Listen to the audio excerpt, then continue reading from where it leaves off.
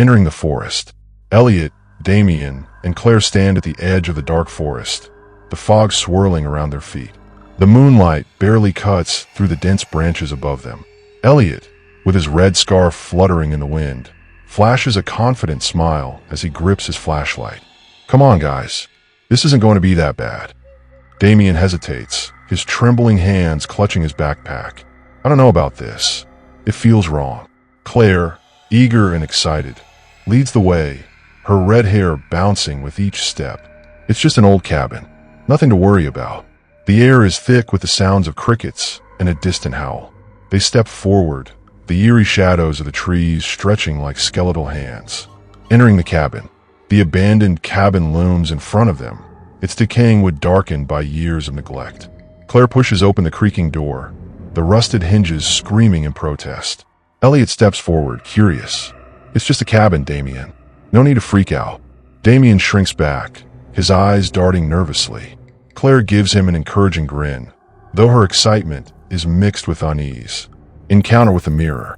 Inside, the room is cold and damp, dust heavy in the air. A tall mirror stands against the far wall, its frame tarnished with age. The flashlight beams illuminate its cracked surface. Elliott wipes the dust from the mirror with his sleeve, revealing the reflection. His face smiles back at him, but something's off. His eyes are black, and his smile twisted, filled with sharp teeth. A whisper rises from the mirror, low and unsettling, as the group's unease grows. Elliott steps back in shock, but the reflection doesn't. It reaches out, its hand forming from the glass, gripping Elliott's throat. "Claire, Damien, help!" Elliott struggles as the mirror's surface ripples like water. Claire screams, while Damien looks on in terror. With a sudden jerk, Elliott is pulled into the mirror, vanishing with a horrific sound. Attempt to escape. Damien stumbles toward the door, panic rising in his chest. A rotting rope falls from the ceiling, swinging like a noose. He freezes, eyes wide with fear. A voice whispers from nowhere, "You're next, Damien." Claire, crying, tries to move, but her foot catches on debris. Damien grabs her hand and pulls her forward. "We have to get out of here." Behind them, a shadow crawls from the mirror, an unnatural version of Elliott, its broken movements twitching in the dim light.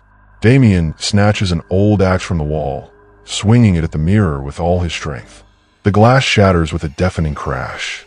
Elliott's face appears for a moment, pleading for help, but the mirror explodes in a burst of light and glass.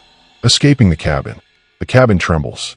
The walls crack and groan as the structure begins to collapse. Damien and Claire run for the door, but it's too late. The building is falling apart. Dust and wood fly in all directions as they push through the wreckage, barely escaping the crushing collapse.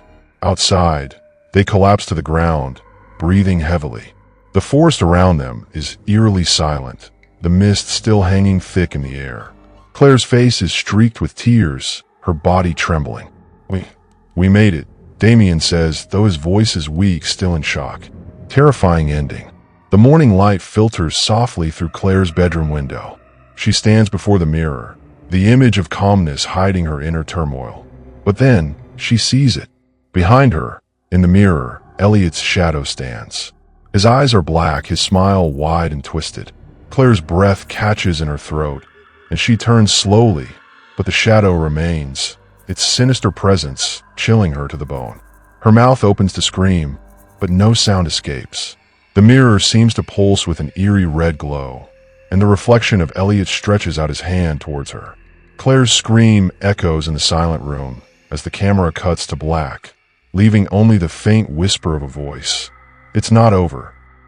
If you enjoyed this creepy story, please hit the like button, subscribe to see more scary tales, and leave a comment. What would you do if you got trapped in the mirror?